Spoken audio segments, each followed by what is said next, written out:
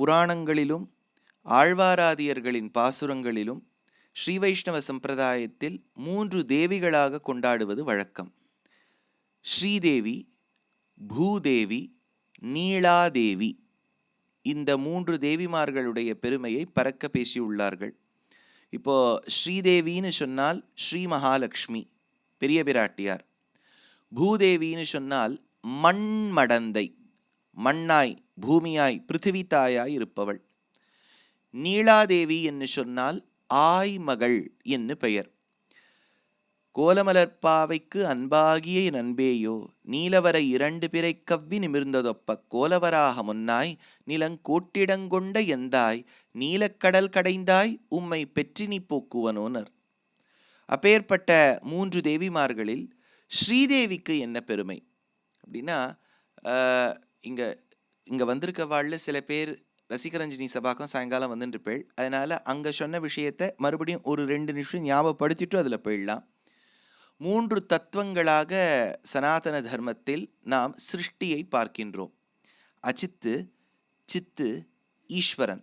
அச்சித்து என்பது அச்சேதன தத்துவம், சித்து என்பது சேதன தத்துவம், ஈஸ்வரன் என்பது இந்த அச்சேதனத்தையும் சேத்தனத்தையும் கட்டி ஆள்பவர். அவருக்கு ஈஷ என்கின்ற வார்த்தையால் குறிப்பார்கள்.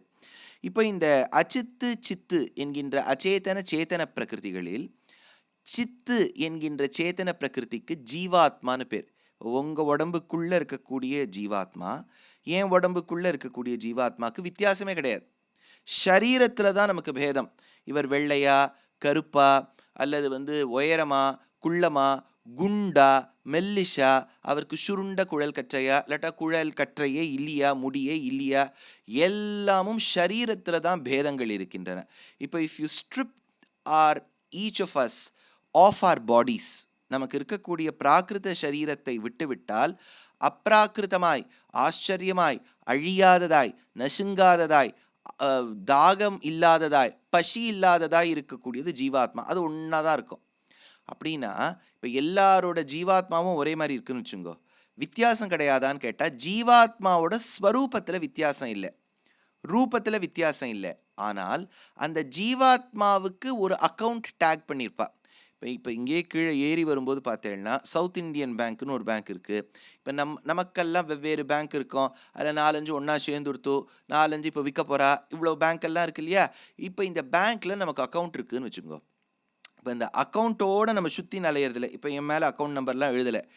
ஆனால் எனக்கு இந்த ஜீவாத்மா இந்த சரீரத்தில் தங்கின இதுக்கு ஒரு பேர் உண்டு, துஷ்யந்துன்னு வச்சுக்கோங்களேன். எனக்கு ஒரு அக்கௌண்ட் இருக்குது. That account is remotely link to me. இப்போ அந்த பேங்க்கில் அங்கே இருக்கக்கூடிய என்னுடைய account is link to me. ஆனால் இங்கெங்கேயுமே தெரியலையே. இல்லை இன்டர்நெட்டுக்கு தெரியும், அந்த கனெக்ஷனுக்கு தெரியும். நம்ம போய் நம்ம யூசர் நேமை டைப் பண்ணி அந்த கஸ்டமர் ஐடியை போட்டு பாஸ்வேர்டை போட்டால் அதுக்குள்ளே அந்த நுழைவாய் வழியாக போதான் எனக்கு எவ்வளோ பேலன்ஸ் இருக்குதுன்னு சொல்லிடும். இதே அந்த பேங்க் அக்கௌண்ட், எல்லாருக்கும் பேங்க் அக்கௌண்ட் இருக்கும் இல்லையா. இப்போ உங்கள் பேங்க் அக்கௌண்ட்டில் எவ்வளோ பேலன்ஸ் இருக்குதுன்னு எனக்கு தெரியாது. Because my bank account and my balance is only link to me. ஜீவாத்மாக்கள் ஒரே விதமாக இருந்தாலும் கர்மா அக்கௌண்ட்டுன்னு ஒன்று இருக்குது பாருங்க, அது ஒவ்வொருத்தருக்கு வேற. அந்த கர்மா அக்கௌண்ட்டை பேஸ் பண்ணி தான் நமக்கு சரீரம் கிடைக்கிறது. இப்போ நீங்கள் பேங்க்குக்கே போனேன்னா இப்போ லாக்கர் ஃபெசிலிட்டின்னு உண்டு. அதுக்கு வருஷம் இவ்வளோ வாங்குறதுன்னு வச்சுப்பா. நீங்கள் நிறைய அமௌண்ட் அவாழ்தில் ஃபிக்ஸட் டெபாசிட் வச்சுருந்தேன்னு வச்சுக்கோ. அப்போ அவள் என்ன பண்ணிவிடுவா, 50% ஆக்கிடுவா அந்த லாக்கரை, இல்லாட்டா வெய்வ் ஆஃப் பண்ணிவிடுவா. நீங்கள் தான் இவ்வளோ வச்சுருக்கேளே, நீங்கள் வச்சதுக்கு இதெல்லாம் ஒரு துரும்பு சமானம், ஃப்ரீயாக எடுத்துக்கோங்க அப்படிவா. அதே மாதிரி இந்த ஜீவாத்மாவுக்கு இருக்கக்கூடிய கர்மா அக்கௌண்ட் பேலன்ஸ் பண்ணி தான் சரீரம் கிடைக்கிறது. ரொம்ப சுமாராக இருக்குதுன்னு வச்சுங்கோ. அப்போது என்னுடைய சரீரமோ இல்லாட்டா ஏதாவது ஒரு வீட்டு வாசலில் ஓடக்கூடிய ஒரு நாயின் சரீரம்னு வச்சுக்கோ கிடச்சிடுது. இப்போ அதுலேயே கொஞ்சம் புண்ணியம் பண்ணியிருக்குன்னு வச்சுக்கோ, கொஞ்சம் கலந்து புண்ணியம் பண்ணியிருக்கு. அப்போ என்னவா கிடைக்கும், பெரிய ஒரு நடிகர் வீட்டு நாயாக கிடச்சிரும். அதுக்கு ஒரு நம்மளை விட பிராதானம் ஜாஸ்தி. நான் ராமாயணம் சொல்கிறதுக்கு கதை சொல்கிறதுக்கு பம்பாயில் மாட்டுங்கால இருந்தேன். அங்கேருந்து வண்டி எடுத்துட்டு ஒரு வண்டி ஏறி ஒரு இடத்துல இறங்கி பிரபாதேவியில் இறங்கி இன்னொரு வண்டி பிடிச்சி வர்லிக்கு போவேன் ஒருத்தருக்கு ராமாயணம் கற்றுக் கொடுக்கறதுக்கு. நான் நடந்து லுங்குன்னு அந்த 2 புஸ்தகத்தை வேற தூக்கிட்டு நடந்து போவேன். அந்த வர்லி சி ஃபேஸில் ஆச்சரியமான ஒரு நாய், அது ஒரு பிஎம்டபிள்யூவில் ஏறி நம்மளை பார்த்துட்டே போகும்.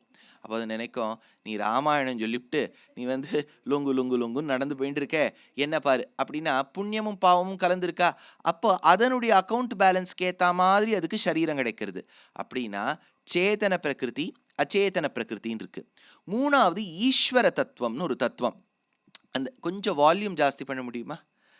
ஈஸ்வர தத்துவம்னு ஒரு ஈஸ்வர தத்துவம், கொஞ்சம் ஃபீட்பேக்கும் முடிஞ்சதுன்னா கொடுங்கோ.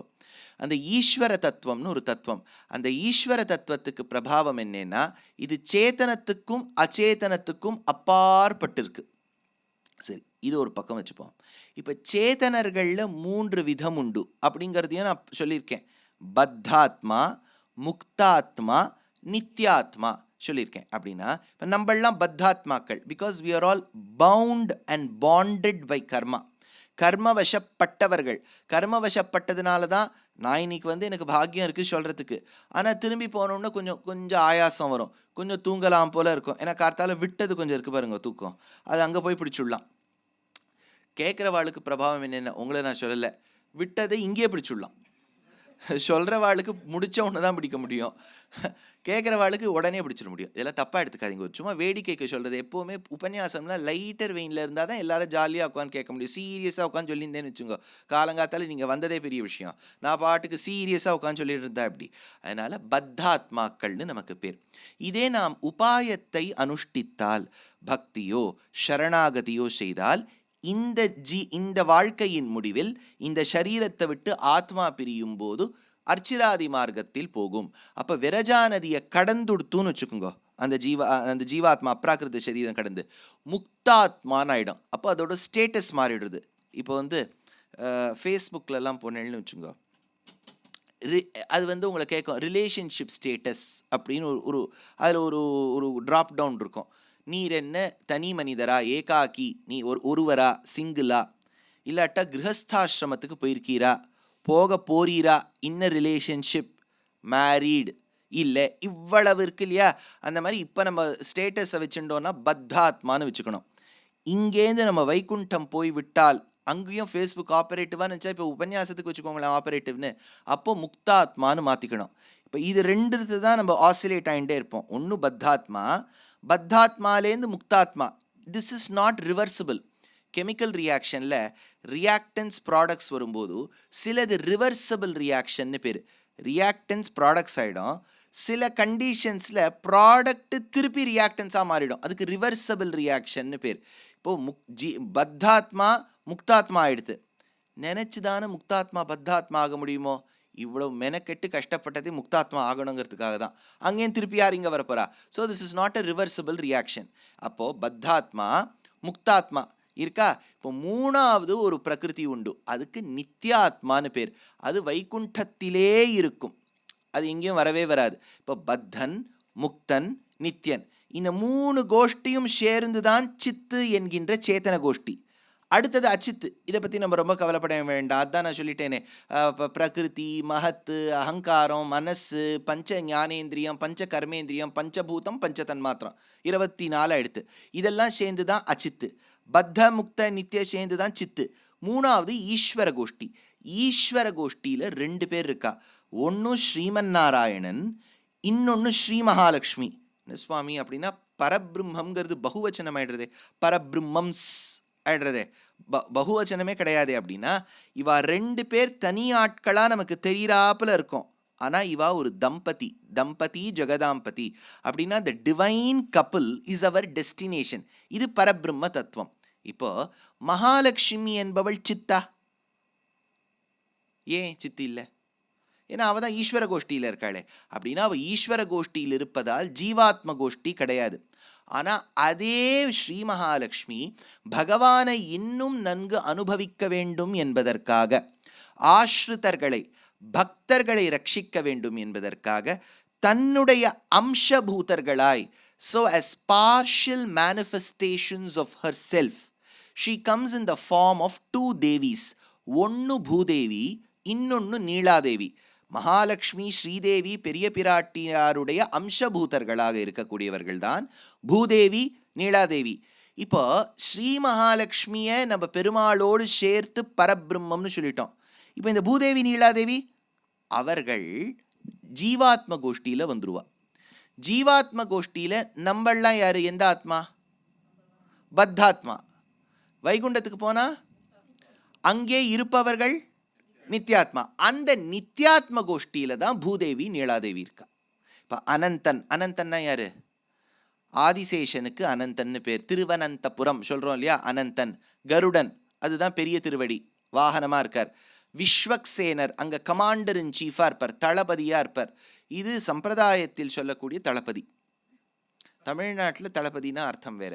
அதனால இவர் தளபதியாக இருக்கின்றார். அப்பேற்பட்ட கமாண்டர் இன் சீஃபா இருக்கக்கூடியவர் விஸ்வக்சேனர். அனந்தன், கருடன், விஸ்வக்சேனர், இவா கோஷ்டியில் சேர்த்துக்குங்கோ. பூதேவி நீலாதேவி. அச்சா, இப்போ ஸ்ரீதேவியின் பெருமை, பெருமாளோடு இருக்கக்கூடிய ஸ்ரீதேவியின் பெருமையை வேதம் எங்க சொல்லித்து? ஸ்ரீ சூக்தம் அப்படிங்கிற அர்த்தத்தில் சொல்லித்து. அதை 16, 17, 18 3 நாட்கள் காலங்கார்த்தால 7-9 வெஸ்ட் மாம்பலம் பக்கம் இருக்கக்கூடிய சாஸ்திரா சத்சங்கில் சொல்லக்கூடிய வாய்ப்பு கிட்டிற்று. இன்றைய நாளும் நாளைய நாளும் பிரசித்தமாக இருக்கக்கூடிய நம்ம ஆர்கே கன்வென்ஷன் சென்டரில் இந்த இடத்துல பூசூக்தம், நீலாசுக்தத்தின் சுருக்கமான அர்த்தத்தை பார்க்க போகிறோம். இப்போ நம்ம இன்னைக்கு பார்க்கவிருப்பது பூசூக்தம். அப்படின்னா பத்தாத்மா, முக்தாத்மா, நித்யாத்மாவில் சேதன கோஷ்டியில் நித்யாத்மாவுக்கடங்கிய பூதேவியின் சரித்திரமும் அவளுடைய பெருமையான பூசுக்தமும் நீலாதேவியின் பெருமையும் நீலாதேவியின் நீலாசுக்தத்தையும் கலந்து பார்க்க போகிறோம். இது முதல்ல பிரவேசம். இப்போ பூதேவினா யார் அப்படின்னா, நம்ம புராணங்கள்ல எல்லாம் சொல்லும்போது அவளுக்கு க்ஷமா அப்படின்னு பேர். இந்த க்ஷ அப்படிங்கிற அக்ஷரம் கொஞ்சம் நுழையிறதே கஷ்டம் இல்லையா? KSH க்ஷ, யக்ஷ, மீனாட்சி, க்ஷ இருக்கணும். க்ஷமா அப்படின்னு பேர். க்ஷமானா என்ன? பேஷன்ஸ், மன்னிக்கிறது. க்ஷமை பண்ணிவிடு, மன்னித்து விடு, பொறுமையோடு இருப்பது, பொறுமையோடு இருந்து மன்னிப்பது. அதனால பூமாதேவிக்கு இருக்கக்கூடிய பெயர் க்ஷமா. அந்த பூமாதேவி தான் ஆண்டாளாக பிறந்தாளோ அப்படின்னு தேசிகன் சந்தேகப்படுறார். ஸ்ரீ விஷ்ணு சித்த குலநந்தன கல்பவல்லீம் ஸ்ரீரங்கராஜ ஹரிச்சந்தன யோக திருஷ்யாம் சாக்ஷாத்து க்ஷமாம். சாக்ஷாத்து பூமி தேவிதானே அம்மா நீ அப்படின்னு ஆண்டாளை பார்த்து கொண்டாடுறார். ஏன்னா ஆண்டாளை எவ்வளவு சொன்னாலும் அவதூறு பேசினாலும் பொறுமையாக தானே இருக்கா இல்லையா? அதனால அவளுக்கு அவ்வளோ பொறுமை இருந்தால் தானே இருக்க முடியும். அதனால சாக்ஷாத்து க்ஷமாம். அப்பேற்பட்ட க்ஷமான்னு சொல்லக்கூடிய பூமாதேவி. இது எங்கேயாவது பேசப்பட்டிருக்கான? ஸ்ரீமத் ராமாயணத்தில் யாரோ ஒருத்தர் வந்து கேட்குறார், ராமனுக்கு ராஜாவாகுவதற்கு தகுதி உண்டா? அக்காலத்தில் ராஜாவின் பிள்ளை தான் அடுத்த ராஜா ஆவர், அதில் ரொம்ப சந்தேகமே கிடையாது. இது வந்து வம்சாவளியாக வருவது தான். ஆனால் வரக்கூடிய பிள்ளைக்கு தகுதி இருக்கான்னு ஒரு கேள்வி கேட்பா. Is he capable enough? Just because he is the king's son, it doesn't make him a king necessarily. அப்படின்னு இருந்தாளான்னு கேட்டால், வேணன்னு ஒரு ராஜா, அவன் அஷடாக இருந்துட்டான். இருந்தபடியால் இருந்த அந்தணர்கள் அங்கே ஊர் மக்கள்லாம் சேர்ந்து அவனை கொன்னுட்டான். ராஜா ஒழுங்காலேனா கொண்ட சரித்திரமும் நம்ம தேசத்தில் உண்டு. அதனால் அப்பேற்பட்ட அந்த ராஜா அவருடைய பிள்ளை அடுத்த பட்டத்துக்கு வந்தால் அவர்கிட்ட மக்கள்கிட்ட போய் கேட்பார், என் பிள்ளைய அடுத்த யுவராஜாவாக்கலான் இருக்கேன், தளபதி ஆக்கலான் இருக்கேன், உங்களுக்கு நீங்கள் எடுத்து சொல்லுங்கோ, இவனுக்கு தகுதி இருக்கா அப்படின்னு கேட்பா. இப்போ இருக்கான்னு கேட்டுவிட்டாலே, when you open any topic for discussion or debate, that in itself is an intrinsic quality for being a democracy. ஜனநாயகம் என்பதற்கு அதுதான் ஆதாரம். ஜனங்கள் கிட்ட நீங்க போய் கேட்கிறேன், இவனுக்கு தகுதி இருக்கா அப்படின்னு. அப்ப மக்கள்லாம் சொல்லுவா, இருக்கா இல்லையா, வேற இதுல எல்லாம் இம்ப்ரூவ் பண்ணணும் இல்லைம்ப. அதனால அந்த காலத்துல டைனஸ்டி தான், பரம்பரையா வந்தவர்கள் தான் ஆள முடியும். ஆனால் அதிலும் ஜனநாயகம் இருந்தது. இப்ப நமக்கு ஜனநாயகம்னு பேரு, ஆனா அதுலயும் டைனஸ்டி தானே ரொம்ப இருக்கு. So it was a dynasty before with being a democracy in it. Today it is a democracy with a dynasty in it. அவ்வளோதான் வித்தியாசம். அதனால ராமனுக்கு தகுதி இருக்கான்னு தசரதர் போய் கேட்கிறார். அப்போ ஊர் மக்கள் சொல்றா, அவனுக்கு காத்து கொண்டிருக்கின்றோம் தசரதா, நீ எப்போது ராஜ பதவியிலேருந்து விலகுவே, ராமன் எப்போது அந்த அரியாசனத்தில் அமருவான்னு விரும்புகின்றோம். இச்சாமோகி மகாபாகும் ரகுவீரம் மகாபலம் கஜேன மகதாயாந்தம் ராமம் சத்ராவிருதானனம். கொடைப்பிடித்து ராமனுக்கு கொடைப்பிடித்து கொண்டு ஆனை மீது ஏறி ஊர்பவனி வரவேண்டும் ராமன், அதை பார்ப்பதற்காக காத்து கொண்டிருக்கின்றோம் ராஜா. இவ்வளவு நீங்கள் ராமன் மீது காதல் கொண்டுள்ளீர்களே, அவனுக்கு தகுதி இருக்கா? Because you can still like a person for nothing in him. Dhanush சொல்றார், பார்த்தா பிடிக்காது, பார்க்க பார்க்க பிடிக்குங்கிறார். கரெக்டா? படத்தில் அப்படிதான் சொல்றார் அவர். அதனால இப்போ சில பேர் பதவிக்கு வந்தால் நமக்கு பிடிக்காது, ஆனால் போக போக பிடிச்சி போயிடும். அந்த மாதிரி என் பிள்ளைய சொல்கிறேளோன்னு கேட்டால் அவர் சொல்லிட்டார், இல்லை இல்லை, உன் பிள்ளைக்கு அத்தனை தகுதியும் இருக்குன்னார். என்ன தகுதினார்? க்ஷமையா பிருத்திவி சமஹா. ராமனுக்கு என்ன பெருமைனா, பூமாதேவிக்கு எவ்வளவு பொறுமை இருக்கோ அவ்வளவு பொறுமை உன் பிள்ளைக்கு இருக்கு. க்ஷமையா பிருத்திவி சமஹா. பிருத்திவிங்கிற பூமாதேவிக்கு இன்னொரு பேர் க்ஷமா. க்ஷமையா பிருத்திவி சமஹா. க்ஷமாங்கிற குணம் பூமாதேவிக்கு சமமா உன் பிள்ளைகிட்ட இருக்கு அப்படின்னு சொன்னார். அதான் ஒன்று பாப்பானாம்பா சுபானாம்பா. இன்னொரு இடம், ஸ்ரீ மகாலட்சுமியின் அம்சபூதையாக இருக்கக்கூடிய தாயார் சீதா பிராட்டியானவள், அவள் அசோகவனத்தில் இருக்கா. ஹனுமான் வந்தார். வந்துட்டு கனையாழியை கொடுத்து சூடாமணியை பெற்றுக்கொண்டு ராமனிடத்தில் சென்றார். சீதையை லங்கையில் பார்த்தேன்னார். உடனே ராமன் சேது கட்டி மும்மதிலோடு கூடிய இலங்கைக்கு சென்று ராவணனோடு போர் செய்து அவனை வென்றார். ஆச்சு. இப்போ ஹனுமான் போய் சொல்லிவிட வேண்டும், வாழி சோபனம் எழுந்திரு சோபனம் மங்கள சோபனம் தாயே, யுத்தத்தில் ராமன் ராவணனை ஜெயித்து விட்டார் சொல்லியாச்சு. இப்போ சீதைக்கு ரொம்ப சந்தோஷம்.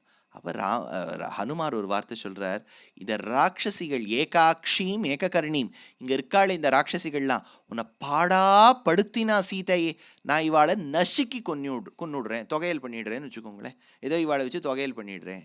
அப்போ சிரிச்சுட்டா சீதை, நீ பெரிய ஞானி, நவவியாக்கரண பண்டிதன், சிறந்த பக்தன், பரமஜானி பரமபக்தன் நினச்சிட்டு இருக்கேன், குரங்கு புத்தியை காமிச்சுட்டியே ஹனுமான்.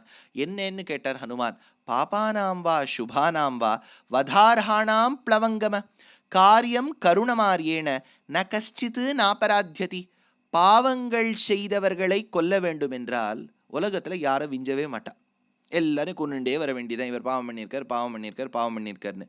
பாபானாம்பா சுபானாம்பா வதார்ஹாணாம் பிளவங்கம குரங்கே காரியம் கருணமாரியேன ந கஷ்டித்து நாபராத்தியதி. தப்பு செய்யாதவர்கள் யார்? ஸ்ரீதேவியின் அம்சமாக இருக்கக்கூடிய சீதை தப்பு செய்யாதவர்கள் யார் அப்படின்னு கேட்குறா. இதுலேருந்து என்ன தெரியுது? தாயாருக்கு ரொம்ப கருணைன்னு தெரியுறதா? ஆனால் இதோட ப்ரிமைஸை பாருங்க. அப்படின்னா என்ன அர்த்தம் ஆயிடுறது? நீங்கள் தப்பு பண்ணியிருக்கள், நீங்கள் தப்பு பண்ணியிருக்கள், நீங்கள் தப்பு பண்ணியிருக்கள், தப்பு பண்ணாதவா யாரு அப்படின்னா it assumes that everybody has committed mistakes. So if you have committed a mistake you are worthy of punishment. தண்டனைக்கு அதிகாரி நீ, ஏன்னா நீ தப்பு பண்ணியிருக்க. ஆனால் தப்பு பண்ணவர்கள் பண்ணாதவர்கள் இப்படி கணக்கு போட்டுட்டே போனால் எல்லாரையும் தண்டிக்க வேண்டியது தான் ஒரு அர்த்தம் வந்துடுதா? இது ஸ்ரீதேவியின் கருத்து.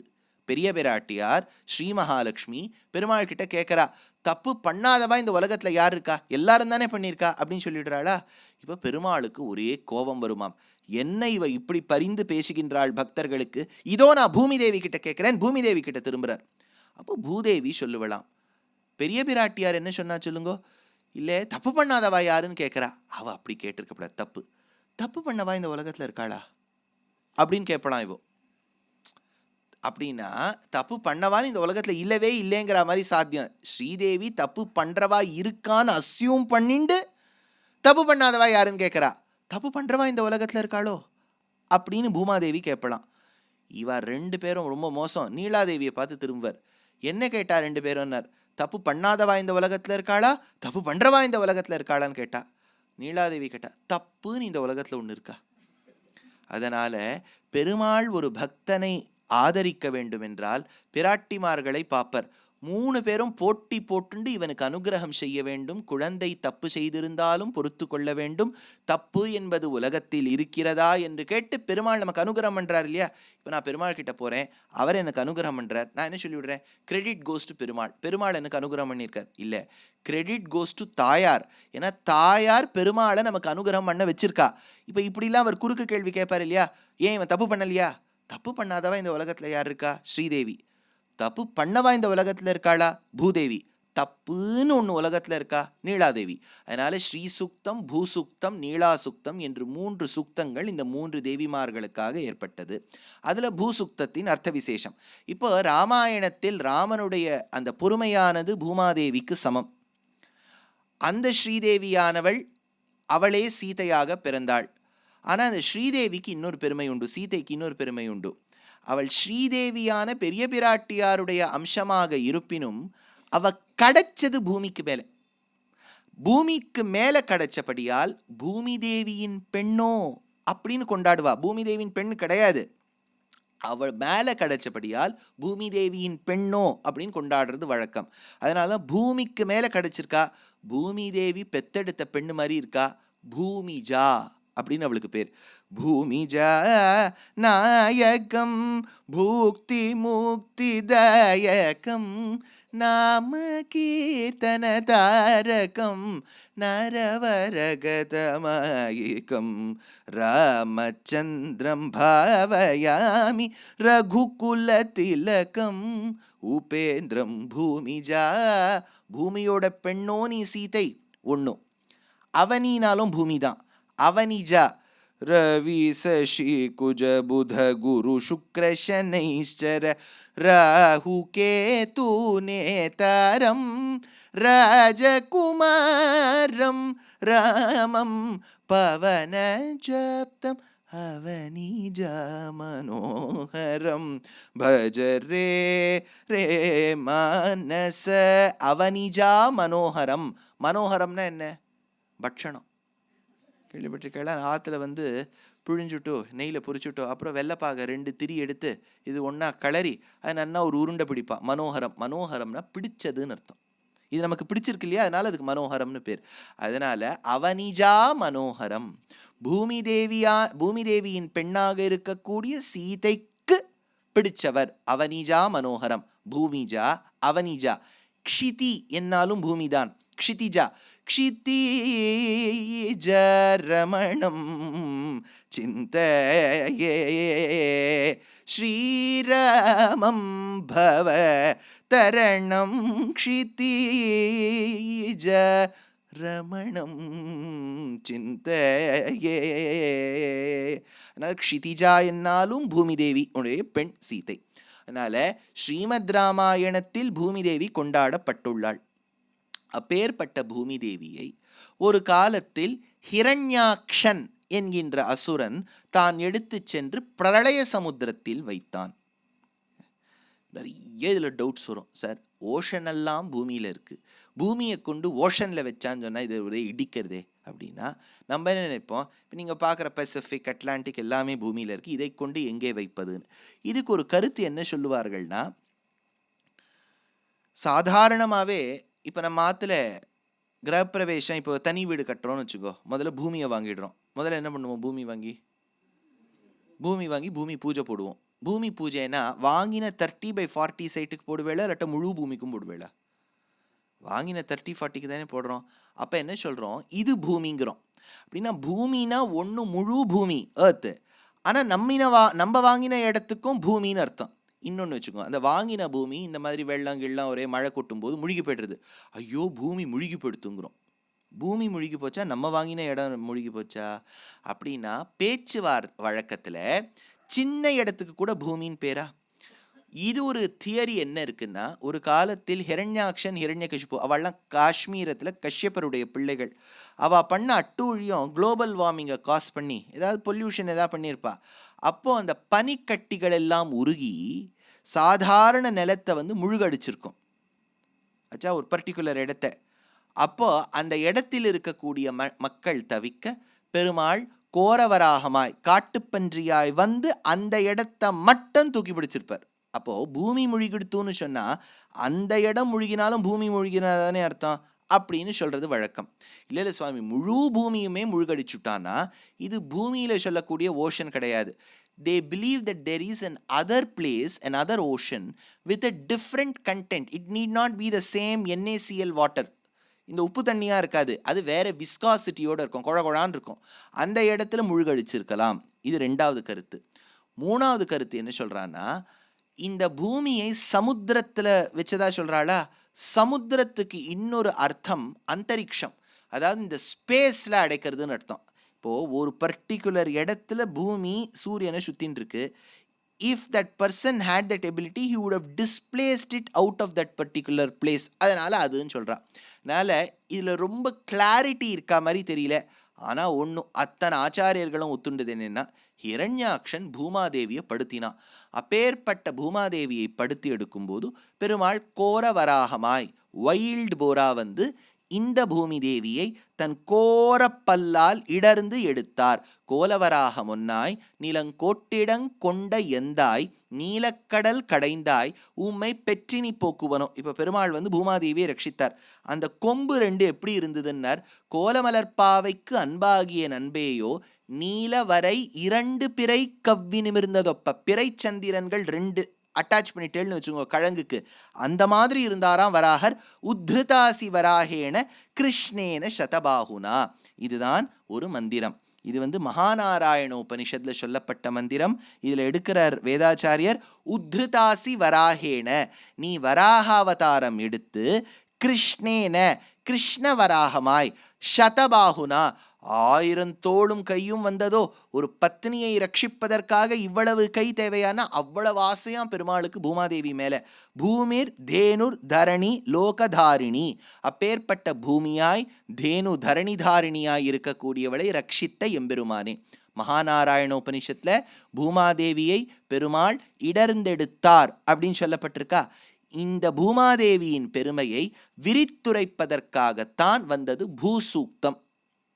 28 நிமிஷம் எடுத்து இன்னும் பூசூக்தத்தை நான் இன்னும் சொல்ல ஆரம்பிக்கல. இப்போ வேதத்தில் சொல்லப்பட்ட இந்த பூசூக்தம் எங்கே இருக்குன்னா, தைத்திரிய சம்ஹிதையில் உள்ளது.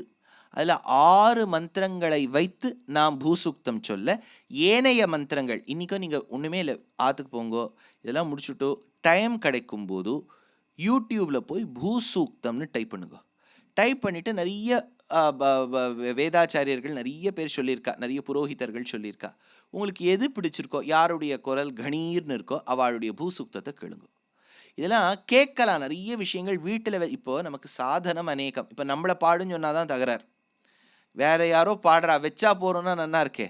அதனால் இந்த பூசூக்தத்தை வச்சு கேளுங்க. அந்த மந்திரங்கள்லாம் காதில் விழ விழ பரிச்சயமாகும். You will get acquainted with those mantras. ஏன்னா கேட்க கேட்க சொல்வாளே, பாட பாட பாடல் மூட மூட ரோகம்னு சொல்கிற மாதிரி பாட பாட கேட்க கேட்க தான் நமக்கு அபிருச்சி பிறக்கும். அதில் அப்பேற்பட்ட தைத்திரிய சம்ஹிதைக்கு அடங்கிய முதல் 6 மந்திரங்கள் தைத்திரியத்தில் இருக்குது. ஏனைய மந்திரங்கள் அதெல்லாம் அதர்வண வேதத்திலேருந்து இருக்குது. அதனால் இப்போ அந்த பெரிய பிராட்டியாருடைய அந்த வைபவத்தை அந்த முதல் மந்திரம் சொல்கிறது.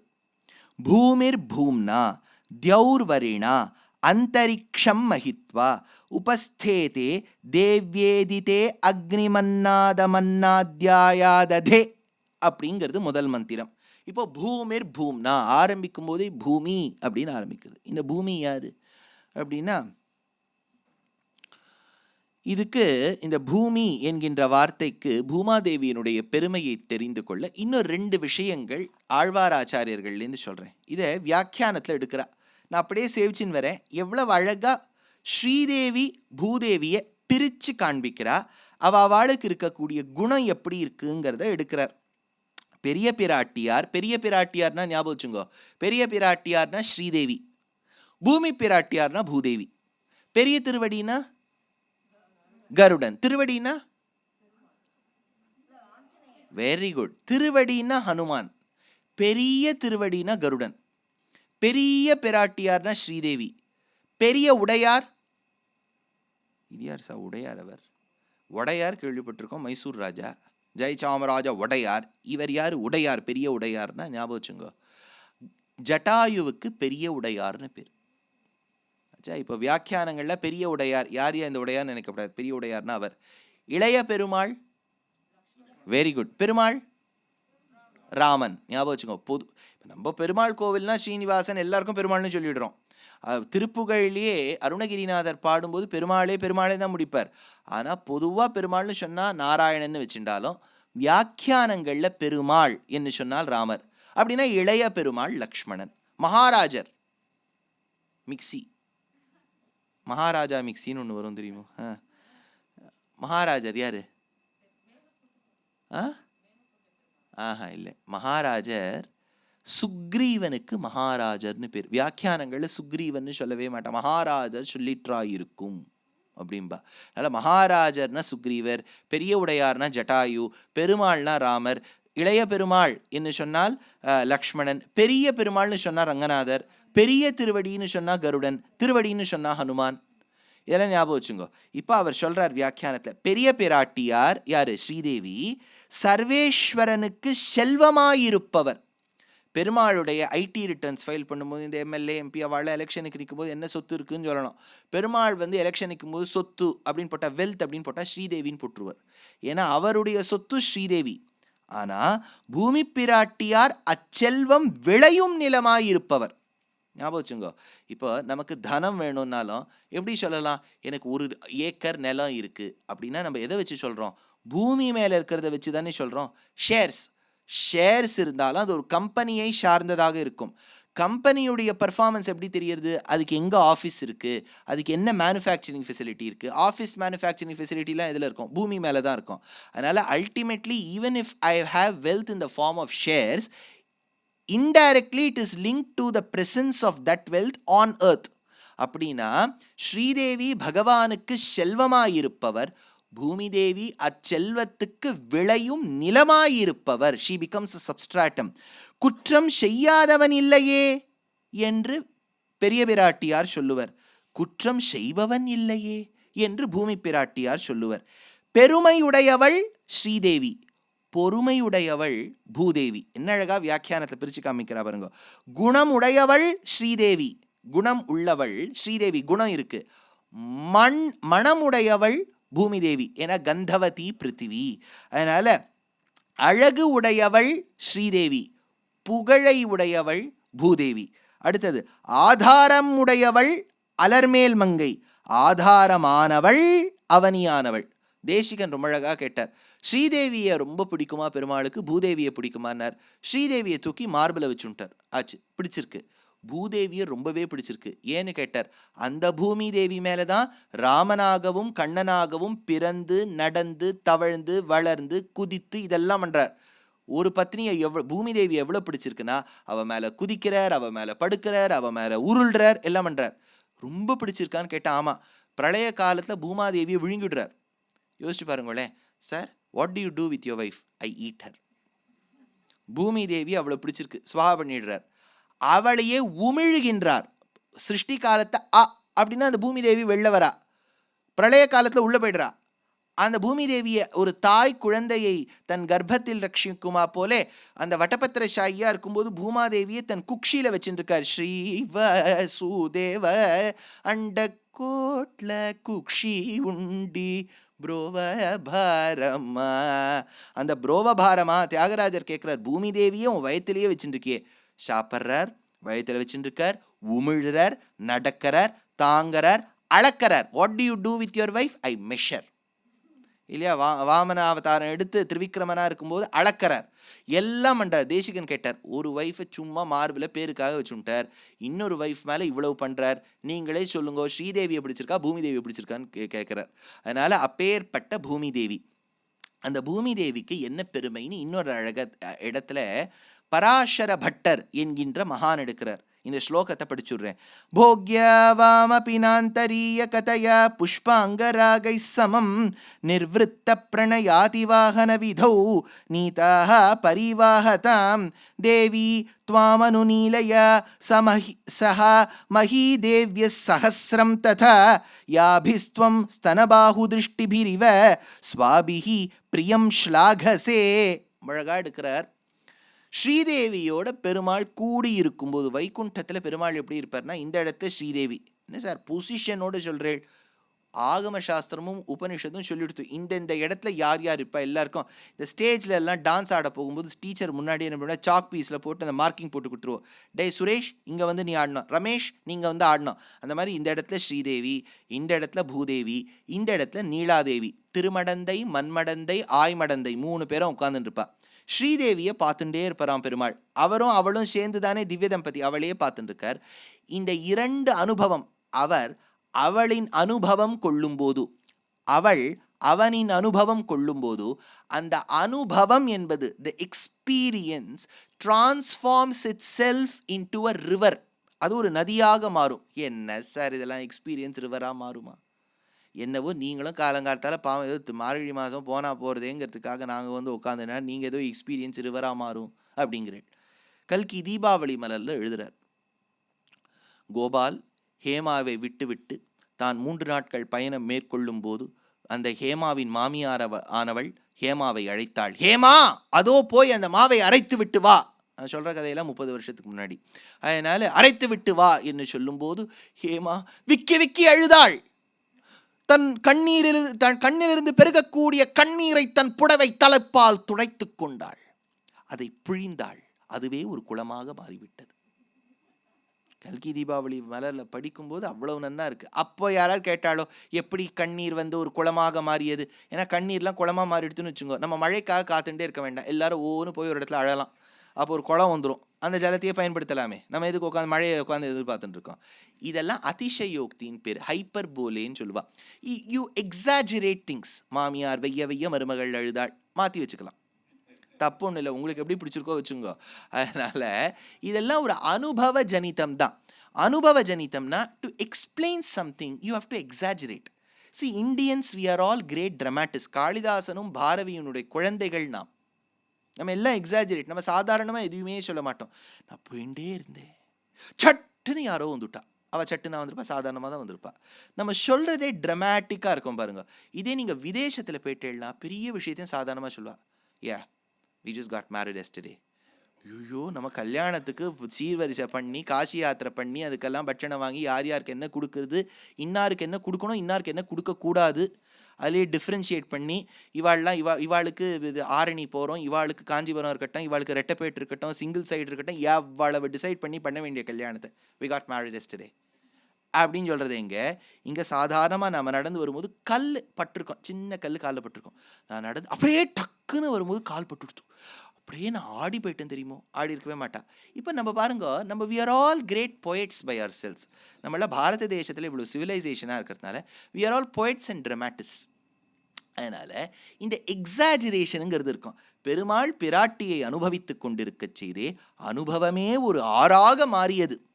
அந்த ஆரி, அந்த ஓடக்கூடிய ஆர், அனுபவ ஜனிதமான ஆரை, அந்த எக்ஸ்பீரியன்ஸுங்கிற ரிவரை பெருமாள் பிராட்டி ஸ்ரீதேவி பெருமாள் சேரும்போது அதை அனுபவிச்சவா யாராவது இருக்கணும் இல்லையா? இப்போ வாட்டர் ஃபால் மேலேயும் ஜலம் கொட்டுறது, அது கீழே நின்று அனுபவிச்சாதானே அதுக்கு கொள்ளம்.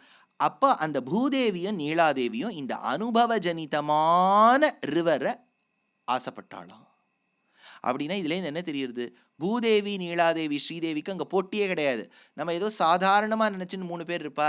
இந்த படங்கள்லாம் அப்படி காமிச்சுட்டா. சரஸ்வதி சபதம்னு ஒன்று வந்தது. சரஸ்வதி கோச்சுண்டா, அப்போ ஸ்ரீ இது பார்வதிக்கும் சரஸ்வதிக்கும் சண்டை வந்துவிட்டு, அப்புறம் இவா 3 பேரும் வந்து சிவாஜி வந்துவிட்டார், ஜெமினி வந்துவிட்டார், KR விஜயா வந்துவிட்டா, இவா 3 பேர். இந்த கதைகள்லாம் நம்ம சரித்திரத்திலே கிடையாது. கல்வியா செல்வமா வீரமான அவர் பாழிண்டே வினை வச்சு நடந்து போகிறார்.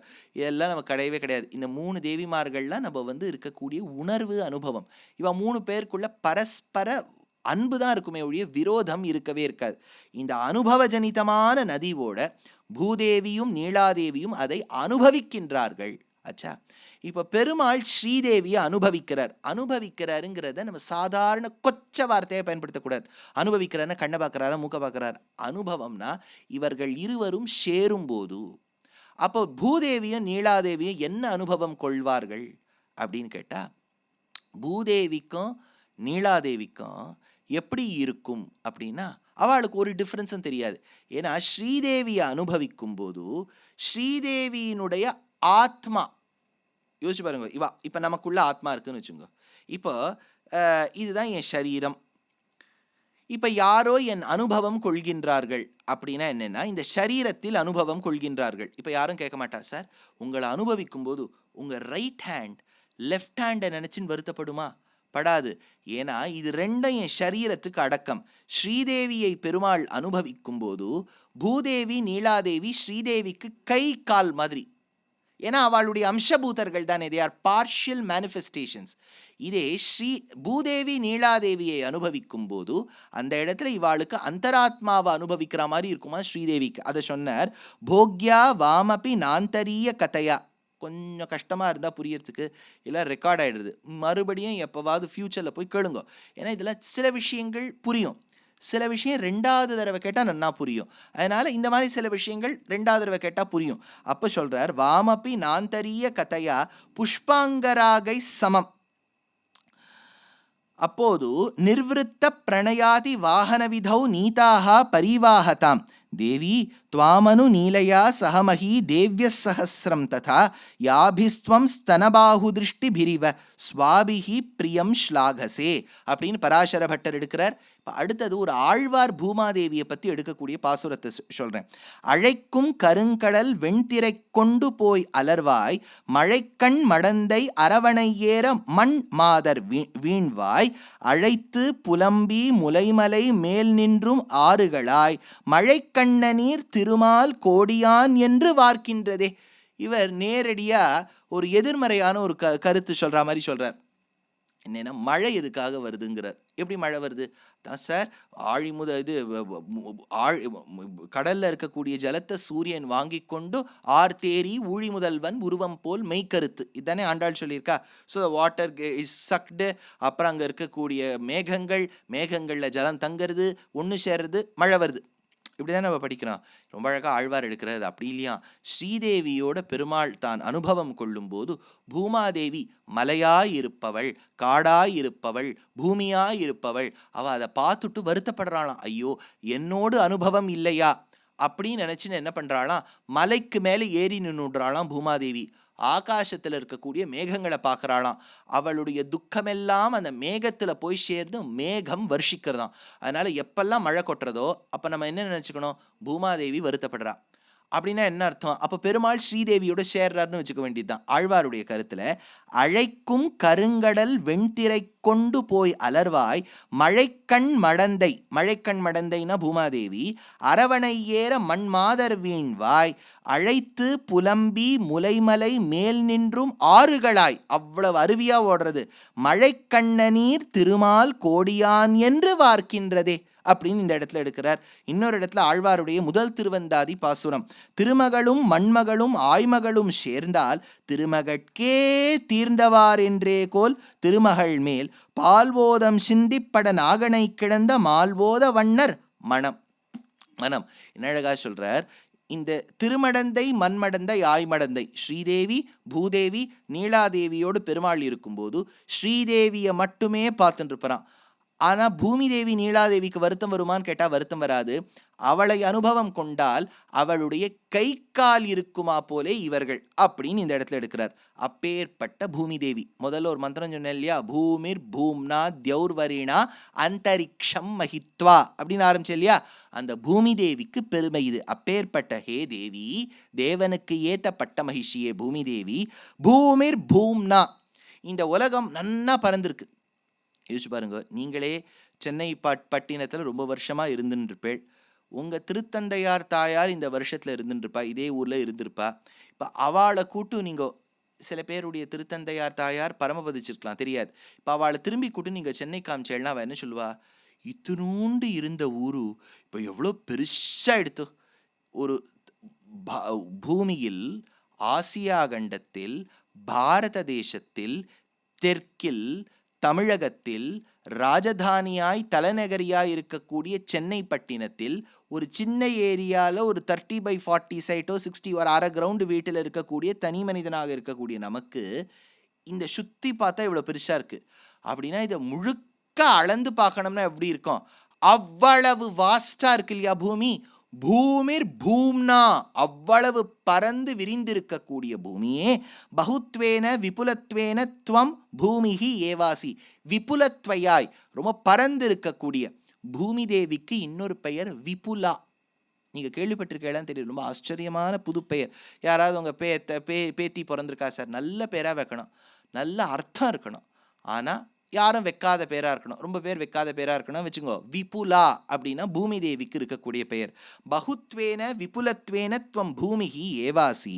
அதனால உன்னுடைய பரந்த பரப்பால் பெருமையுடைய பூமி தேவியே பூமி பூம்னா தியௌர்வரிணா, எவளுடைய மேன்மை ஆகாசம் வரைக்கும் இருக்கும், தேவலோகம் வரைக்கும் இருக்கும்.